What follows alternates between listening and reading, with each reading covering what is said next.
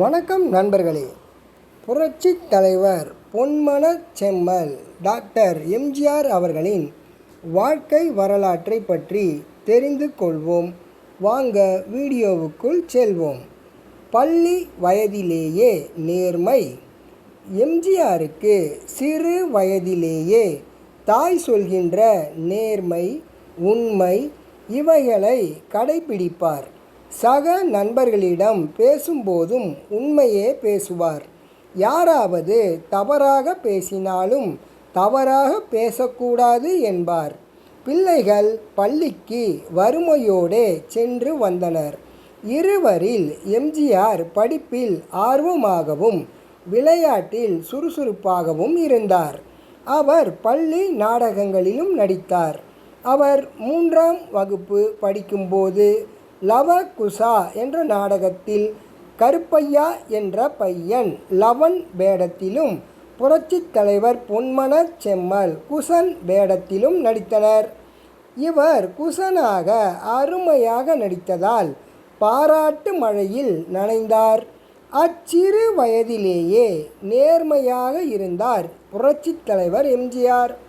3ஆம் வகுப்பு படித்து கொண்டிருந்த போது வகுப்பறையில் மாணவர்கள் பருக மண் பானையில் தண்ணீர் குடம் இருந்தது. ஒரு நாள் சில மாணவர்கள் மண்பானையில் நீர் கொண்டு வரும்போது கை தவறி விழுந்து உடைந்து போனது. ஆசிரியர் வகுப்பிற்கு வந்து பானையை ஜாக்கிரதையாக கொண்டு வருவது இல்லையா என்று கேட்டுவிட்டு மாணவர்களை பார்த்து, நீங்கள் ஒவ்வொருவரும் ஆளுக்கு காலணா போட்டு புது பானையை வாங்கி வாருங்கள் என்றார். 1923ஆம் ஆண்டு வாக்கில் 16 அணா கொண்டது ₹1. வகுப்பு மாணவர்கள் சேர்ந்த ₹1 எடுத்துக்கொண்டு 4 மாணவர்கள் பானையை வாங்க சந்தைக்கு சென்றனர். அதில் வகுப்பு தலைவன் சட்டாம் பிள்ளை. அக்காலத்தில் அப்படித்தான் வகுப்பு தலைவனை, அதாவது கிளாஸ் லீடரை அழைப்பார்கள். அவன் நண்பன் எம்ஜிஆர் மற்றும் ஒருவன், இவர்களே அந்த மூவர். சந்தைக்கு சென்று பானை ஒன்றை வாங்கினர். விலை ₹3/4. ₹1/4 சட்டாம் பிள்ளை தன் பாக்கெட்டில் போட்டுக்கொண்டு, நீங்கள் இருவரும் முன்னால் செல்லுங்கள், நான் பின்னால் வருகிறேன் என்றான். அவர்கள் இருவரும் முன்னால் செல்ல சட்டாம் பிள்ளையும் அவன் நண்பனும் மீதி பணத்திற்கு பொரி உருண்டையும் முறுக்கும் வாங்கி சாப்பிட்டு கொண்டு வருவதை எம்ஜிஆரும் அவருடன் உடன் வந்தவனும் பார்த்துவிட்டனர். பள்ளிக்கு வெளியே எம்ஜிஆர் சட்டாம் பிள்ளையை பார்த்து, பானை வாங்கிய மீதி காசில் முறுக்கு வாங்கி சாப்பிடுவது தப்பில்லையா? உன்னிடம் கொடுக்கப்பட்டது வகுப்பில் உள்ள மொத்த மாணவர்களின் பணம். அதை செலவு செய்ய உனக்கு உரிமை இல்லை. மீதி காலனாவை கொடு, இல்லையெனில் ஆசிரியரிடம் கூறுவேன் என்றார் புரட்சித் தலைவர் பொன்மனச் செம்மல்.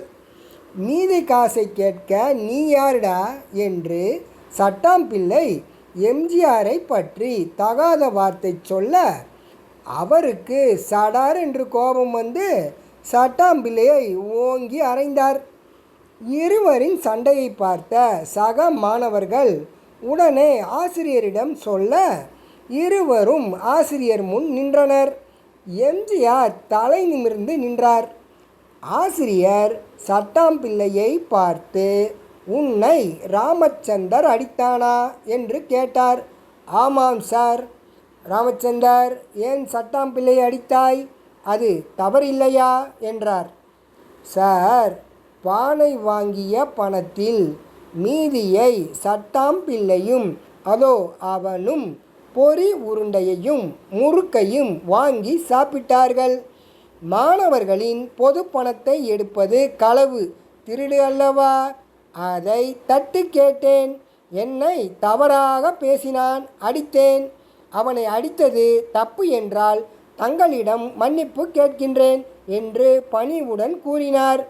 ஆசிரியர் எம்ஜிஆரை வியப்புடன் பார்த்தார். இந்த சிறு வயதில் பிறர் பொருளை எடுப்பது தவறு என்றும் அந்த தவறை தட்டி கேட்க தயங்கக்கூடாது என்ற தைரியமும், தவறு என்றால் மன்னிப்பு கேட்க வேண்டும் என்ற பொறுப்புணர்ச்சியும் அவரிடம் இருப்பதைக் கண்டு பெருமிதம் கொண்டார்.